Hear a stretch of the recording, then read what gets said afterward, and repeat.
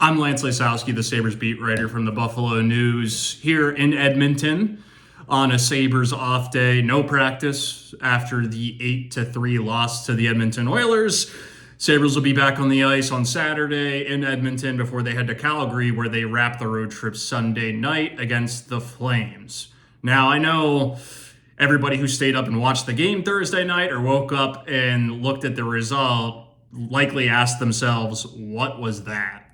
Good question. And it's led many to wonder, how could the Sabres possibly allow 6 consecutive goals when they were right in the game? Ukko-Pekka Luukkonen was playing well in net despite facing a lot more chaos, for a lack of a better way of putting it. He said it over and over again since January 1st. Piece of his success, not all of it, but a major piece of it, was being able to face predictable shots. It's a lot more predictable when your team is defending well against you. There's less chaos. They're cutting off seam passes. They're not allowing those backdoor goals, and they're not allowing odd man rushes. Now, it really began in the second period on Thursday night where the Sabres, it wasn't a defensive structure issue. It was turnovers in the offensive zone, and then forwards not getting back to defend, or for a stretch in the second period, they got stuck in their own zone. Bad breakouts. Credit to Edmonton. They put pressure on. They forced forwards and defensemen in some cases into some bad decisions that allowed the Oilers, whose bench was closest to the offensive zone, to load up in certain situations where their coach was able to put Leon Draisaitl out on the ice with Connor McDavid in a very ideal matchup for that team. That's a bad situation to put yourself in. Now, after a loss such as this, despite what's happened with the Sabres since January 1st, it leads fans to wonder, who's to blame, right? I think that is the natural reaction after you see a loss such as that. You can point to the coach. Leadership is always a buzzword you hear after games like that. I was curious to hear what Don Granato had to say about that fact, and I didn't disagree with him whatsoever. Rasmus Dahlin, Alex Tuch, and Tage Thompson, those 3 in particular, I thought were great. I thought they made smart decisions. They really tried to drag their team into the play. You saw Tuch. He was the one getting back and defending in certain situations. Thompson, very good yet again.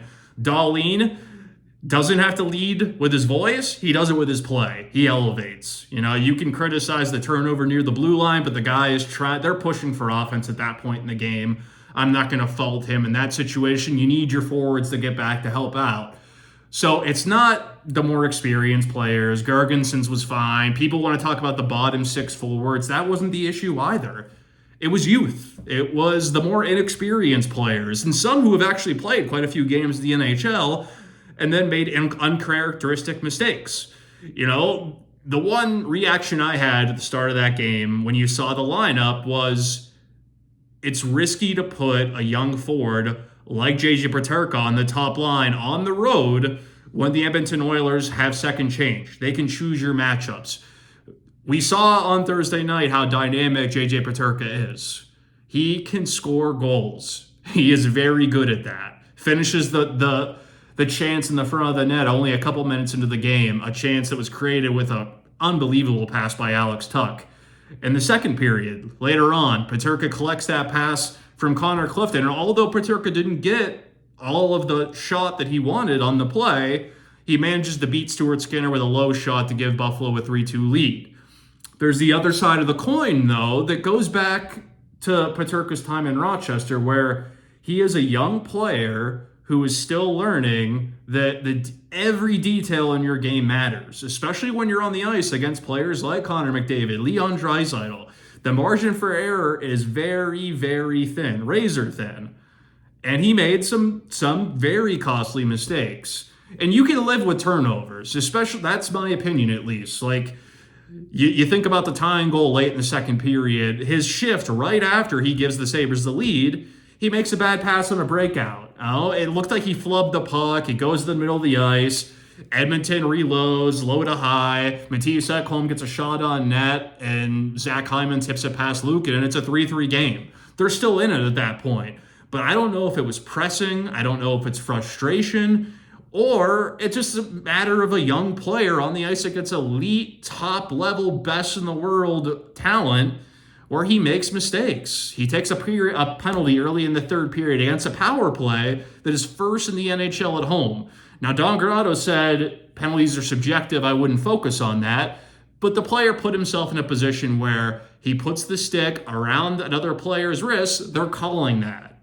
That's the NHL. You got to get used to it. Right? And then as so they didn't score on that power play, but the momentum it created, and the momentum started to shift in the Oilers' direction. Darnell Nurse scores with a shot from the point. Luukkonen screened by his own player, couldn't see the puck, and it began to snowball. And I'm not going to just pick on JJ Peterka either. Dylan Cousins wasn't as sharp in the third period as he needs to be.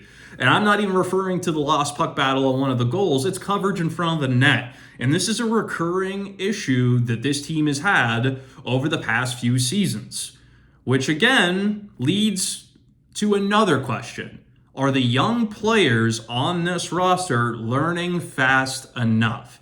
And I'm not speaking from a skill standpoint, because the tangible results support that this coaching staff, led by Don Granato, has moved these players forward to become effective NHLers with the puck. However, there is more to the NHL than making plays with the puck. It's your details. It's covering for your defensemen. It's knowing how to respond after you give up the go-ahead goal early in the third period. Now, the Sabres had no reason to crumble the way that they did. Their goal differential in the third period entering Thursday night's game was fourth best in the NHL. For a team that's on the outside of the playoff picture, that is exceptional. It's not like they're getting a bunch of empty netters. It's not like they're pouring it on the way that they sort of were last year, where they're getting leads and they've had to grind their way to that respectable number. That is significant. It's a significant trend, especially when you're at this point in the season. So to have the lack of response, for Granato to wait to call the timeout to settle his group down, and it's just when you have young players repeating the same mistakes, and speaking to Connor Clifton after the game, he said, we are relearning from the same mistakes. Which, okay, so your young players are learning how to score goals. They're becoming contributors. There is no question that JJ Peterka is a better player this year than he was last year. Is he learning to win, though? Because that is a big key here. It's not just scoring goals. It's not just creating offensively, which he is very good at. Are you doing the little things to help your team win? Because especially at this time of year, and the Sabres learned this last March and April, the margin for error is so thin that you got to be smart. You got to know how to manage the game. And these lessons for some players aren't sinking in. Now, I wanted to wait, and just to give context, because I'm sure fans, if they watch post-game, they were wondering why that question wasn't asked, or whatever the question may be in your mind. But if I'm going to ask a more experienced player about their thoughts on a younger guy making mistakes in the game, how do you handle that? You're Alex Tuck, for example. You've played in a Stanley Cup final. You're at the point in your career where you want to win. Your former teammate just won the Cup last summer. What's your reaction when a younger player repeats a mistake like that, especially at this point in the year? Because as an older guy, a leader, you can't respond in a very negative way. You can't. So how do you channel that?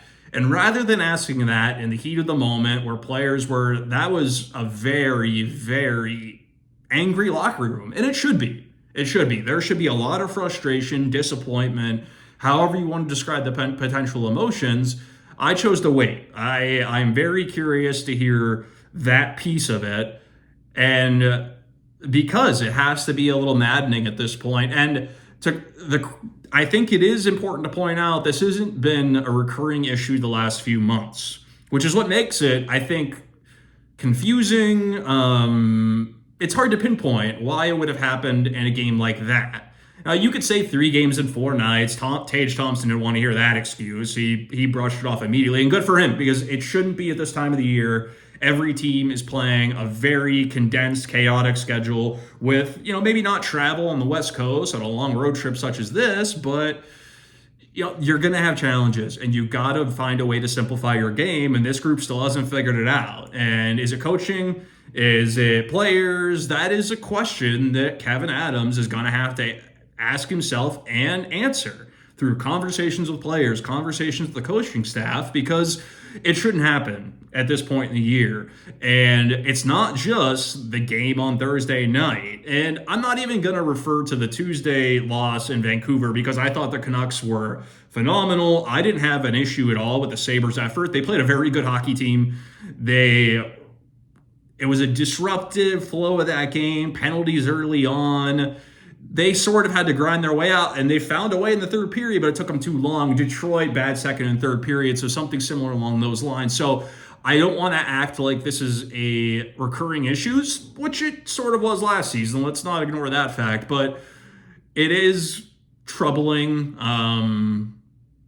eyebrow-raising that it happens in a game like that, where you have young players that make critical mistakes late in the game, and it raises other questions, right? The Sabres plan, wouldn't be surprised at all if we see another young player to enter this roster, right? And it's not just youth. Let's not act like older players don't make mistakes, but it's the types of mistakes you're seeing, the timing of the mistakes, and the repetitiveness, right? It's when are you going to figure this out type of thing. You shouldn't have to be taught over and over again to back check properly.